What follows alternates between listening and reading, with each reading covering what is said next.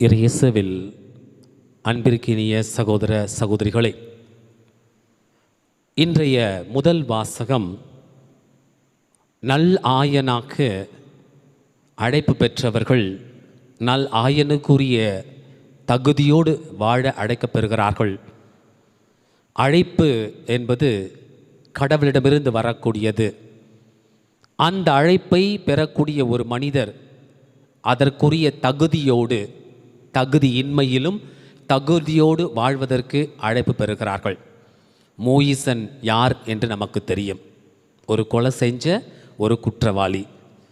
எலியா இறைவாக்கினர் யார் என்று தெரியும். 450 போலி இறைவாக்கினரை கொன்ற ஒரு குற்றவாளி. தாவீது யார் என்று நமக்கு தெரியும். உரியாவினுடைய மனைவியை உடமையாக்கி கொண்ட ஒரு குற்றவாளி. குற்றவாளிகள் மத்தியிலும் கடவுள் தன்னுடைய அன்பை வெளிப்படுத்த விழைகிறார். கடவுளுடைய பார்வையில் அழைப்பு பெற்றவர்கள் அதற்கு தகுதி உள்ளவர்களாக இருக்க வேண்டும். அதுதான் கடவுளுடைய விருப்பம் என்பதை இன்றைய முதல் வாசகம் நமக்கு சுட்டி காட்டுகிறது. இந்த செய்தியை உவமை வழியாக அல்ல, உருவகம் வழியாக இன்றைய இறைவாக்கினர் பேசுகிறார். என்ன உருவகம்? ஆயனாக சொல்லுகிறார், ஆடாக சொல்லுகிறார், ஓநாய்கள் என்று சொல்லுகிறார், காட்டு விலங்கோடு ஒப்புமைப்படுத்துகிறார். அப்படின்னா என்ன? நம்மெல்லாம் மனுஷங்களே கிடையாதா? மிருகமா? நமக்கெல்லாம் 5 அறிவு தானா? 6 அறிவு என்பது இல்லையா அப்படின்னு ஒரு கேள்வியும் எழும். ஆட்டுக்கு 6 அறிவா 5 அறிவா? காட்டில் இருக்கக்கூடிய விலங்குக்கு 6 அறிவா 5 அறிவா? எதற்கு 5 அறிவு மனிதனோடு, அதாவது 6 அறிவு மனிதனை 5 அறிவு விலங்கோடு ஒப்புமைப்படுத்துகிறார்? இது ஒரு உருவகம். தட்சால் இந்த உருவகத்தில் என்ன இருக்கிறது? அவர் சொல்ல வேண்டிய கருத்து இருக்கிறது. கருப்பொருள் என்ன என்பது, மனிதன் சிந்தித்து செயல்படக்கூடியவன். கடவுளுடைய ஞானத்தை சரியாக அவன் பயன்படுத்தாவிட்டால் அவன் விலங்கு போல ஆகிவிடுவான்.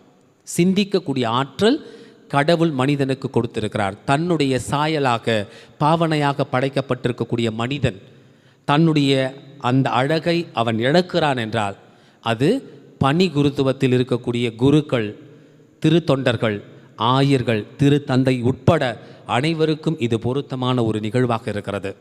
அழைப்பு என்பது கடவுளிடமிருந்து வரக்கூடியது. அதற்கு பிரமாணிக்கமாக இருக்கக்கூடியது அழைப்பு பெற்ற ஒவ்வொருவருக்கும் உள்ள கடமை. இந்த கடமையை அவர்கள் செய்வதற்கு அவர்களே முன் வருகிறார்கள். முன் வந்து அதை ஏற்றுக்கொள்கிறார்கள். ஏற்றுக்கொண்ட அந்த அழைப்பிற்கு உரியவர்களாக வாழ வேண்டியது மிக முக்கியமான ஒரு கடமை. இதை தான் இன்றைக்கு சொல்லக்கூடிய முதல் வாசகத்தினுடைய செய்தியாக இருக்கிறது. இன்றைய நற்செய்திக்குள் வருகிறோம். இயேசு கிறிஸ்து மிக தெளிவாக பேசக்கூடிய ஒரு செய்தி என்ன அப்படின்னா, ஒரு நிகழ்ச்சி வாயிலாக ஒரு கருத்தை சொல்ல விரும்புகிறார். ஒரு நிகழ்ச்சி என்ன அப்படின்னா, இந்த ஒரு திராட்சை தோட்டத்திற்கு பணியாளர்களை அனுப்புகிறார். பல நேரங்களில் அனுப்புகிறார். காலையில், அதை முன்பகலில் அனுப்புகிறாரு, பகலில் அனுப்புகிறாரு, மாலை பொழுதிலும் அனுப்புகிறார். அனுப்பக்கூடியவர் யார் என்றால் கடவுள். அனுப்பக்கூடியவர் மனிதன் அல்ல, அது உரிமையாளர். தன்னுடைய தோட்டத்தில் பணி செய்வதற்கு அவர் கூலி ஆட்களை அனுப்புகிறார். கூலி ஆள்னா யார் தெரியுங்களா? உரிமை இல்லாதவர்கள். நாம் எல்லாமே கூலி ஆட்கள். நமக்கு உரிமை இல்லை. யாருக்கு இந்த உலகத்தில் உரிமை இருக்குது? இந்த சூரியனையோ சந்திரனையோ அடக்குவதற்கு உரிமை இருக்கிறதா? காற்றையும் கடலையும் கடிந்து கொள்வதற்கு நமக்கு உரிமை இருக்கிறதா? இந்த உயிரை நிறுத்துவதற்கு நமக்கு உரிமை இருக்கிறதா?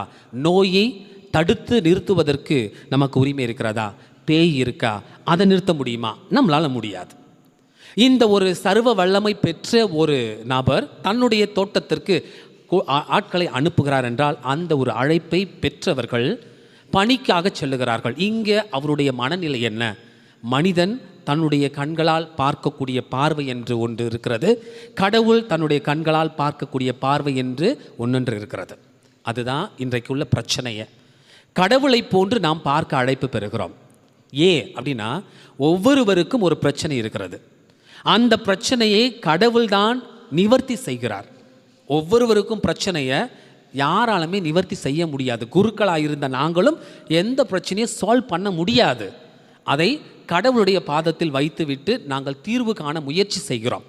அது நோயில் இருக்கலாம், பேயில் இருக்கலாம், குடும்பத்தினுடைய கடன் தொல்லையாக இருக்கலாம், உளவியல் பிரச்சனைகளாக இருக்கலாம், அல்லது சமூகத்தில் இருக்கக்கூடிய பிரச்சனைகளாக இருக்கலாம். குருவானவர் திவர்த்தி செய்ய முடியாது. அவர் கடவுளை நம்பி பணி செய்கிறார்.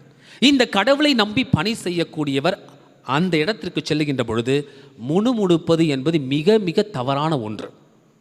அழைப்பு என்பது பொதுவாக கொடுக்கப்படுகிறது. இதில் பெரிய அழைப்பு சின்ன அழைப்பு என்பது ஒன்றுமே கிடையாது. திருத்துதருடைய அழைப்பு தான் அனைவருக்கும் பொருத்தமான ஒன்று. கொடைகளும் வரங்களும் மாறலாம், ஆனால் அழைப்பு என்பது இறை ஆட்சியை அமைப்பதற்கு டாப் டு பாட்டம், மேலிருந்து கடைசி வரைக்கும் ஒரே விதமான அழைப்பு தான் கொடுக்கப்படுகிறது. அது நேரம் முக்கியமல்ல, அந்த ஒரு மனநிலை என்பது ரொம்ப முக்கியம். எவ்வளோ நாள் வாழ்ந்தோம் என்பதல்ல, எப்படி வாழ்ந்திருக்கிறோம் என்பது மிக முக்கியம். கடவுளுடைய பார்வையில் வயது என்பது முக்கியமல்ல, அவர்களுடைய ஞானம் என்பது முக்கியம். திறமை என்பது முக்கியமல்ல, அவருடைய பகுத்தறிவு என்பது மிக முக்கியம். அவருடைய இருக்கக்கூடிய செல்வம் என்பது முக்கியமல்ல, அவர்களிடம் இருக்கக்கூடிய நல்ல மனசாட்சி என்பது முக்கியம். தெய்வீக பார்வையோடு பார்த்தால் அவன் மனிதன் அல்ல, புனிதன். இந்த தெய்வீக பார்வை இல்லாமல் பார்க்கக்கூடியவன் மனிதன் அல்ல, அவன் ஒரு மிருகம். இன்றைக்கு பார்க்கிறார்கள், முணுமுறுக்கிறார்கள். கடவுளை கூட சில நேரங்களில் முணுமுணுத்து நாம் குறை சொல்லுகிறோம். இது என்ன சரியா என்பது, சரி தவறு என்பதற்கு கேட்பதற்கு நமக்கு எந்த உரிமையும் இல்லை. நம்முடைய சம்பாதித்ததில் நாம் செலவு பண்ணலாம். கடவுள் சம்பாதித்ததில் எனக்கு இதை கொடு கட்டாயமாக என்று யாருமே கேட்க முடியாது. பெற்றுக்கொள்ளலாம், ரிசீவ் அப்படின்னு சொல்லுவாங்க, டு ரிசீவ். கெஞ்சி கேட்கலாம், இது தயவு செய்து கொடு, நான் வாங்கிக்கிறேன் அப்படின்னு சொல்லிட்டு. அதை தான் இன்றைய நற்செய்தி மிக தெளிவாக சுட்டி காட்டுகிறது.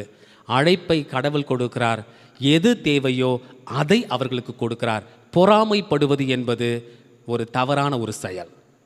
ஆத்திரக்காரனுக்கு புத்தி மட்டு என்று சொல்வார்கள். ஆக ஒரு பொறாமை என்பது ஒரு மனிதனுடைய இயல்பான ஒரு குணம்.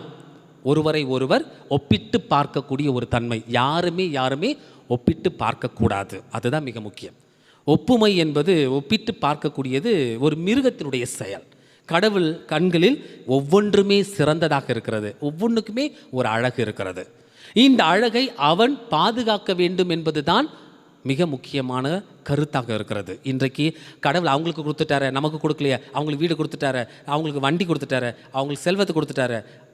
எல்லாருக்குமே உயிர் போவது நிச்சயம்தான். அது எப்படி போகும் என்பது அவர் நிர்ணயிக்கக்கூடியது. அந்த ஒரு வாழ்க்கை எந்த அளவிற்கு ஆழமாக, எந்த அளவுக்கு இறை ஆட்சியை இல்லத்திலோ அல்லது துறவற இல்லங்களிலோ சிறந்த முறையில் வாழ வேண்டும் என்பதை தான் சுட்டி காட்டுகிறார். இன்றைக்கு நாம் புனிதரை பார்க்கிறோம். ஒரு திருத்தந்தை மிக தெளிவாக துல்லிய நோக்கோடு, இன்டெலிஜென்ஸ், துல்லிய நோக்கத்தோடு இறை ஞானத்தோடு பார்த்து திரு அவையை வழி நடத்துவது என்பது சாதாரண காரியமே கிடையாது. இன்றைக்கு குடும்பத்தினுடைய பிரச்சனையை வீட்டுக்கு வீட்டு வாசப்படி, ஒவ்வொரு வீடுக்கும் ஒரு பிரச்சனை இருக்குது. திருச்சபையினுடைய பிரச்சனை மிக பெருசாக இருக்குது. ஆனால் அவருடைய நம்பிக்கை என்பது கடவுள் மட்டும்தான். அதை தான் மிக தெளிவாக இன்றைய திருத்தந்தை பயஸ் அவர்கள் சுட்டி காட்டி வாழ்ந்திருக்கிறார். தூய்மையான ஒரு வாழ்க்கை, தெளிவான ஒரு பார்வை, இதைத்தான் கடவுள் நம்மிடமிருந்து எதிர்பார்க்கிறார். எனவே இல்லறமோ துறவரமோ எந்த இடமாக இருந்தாலும் அது நல்லறமாக இருந்தால் அனைவருக்கும் நல்லது என்பதை தெளிவுபடுத்தக்கூடிய இறை சிந்தனையில் அழைப்பு திருமுழுக்கள் கொடுக்கப்படுகிறது. அது பணி குருத்துவமாக இருக்கலாம் அல்லது பொது குருத்துவமாக இருக்கலாம். அழைப்பு என்பது ஒன்றுதான். வாழ்க்கை என்பது தான் கடவுளுடைய விருப்பம். அதைப்படி சரியான முறையில் வாழ்வது ஒரு கலை. அதை கொலையாக செய்து விடாது, கலையை ரசித்து புனிதத்தன்மையில் வாழ முடிவெடுப்போம். அதற்கு நம்முடைய புனிதர் குழந்தை திரேசம்மா ஒரு மிக சிறந்த எடுத்துக்காட்டு. திருச்சபையினுடைய தலைமையாக இருக்கக்கூடிய நம்முடைய புனிதர் யார், வளனார், இவர் எடுத்துக்காட்டு. ஆக நல்ல மனிதர்கள் நமக்கு எடுத்துக்காட்டாக இருக்கிறார்கள். அவர்களை பின்பற்ற தொடர்ந்து முயற்சி செய்வோம். ஆமென்.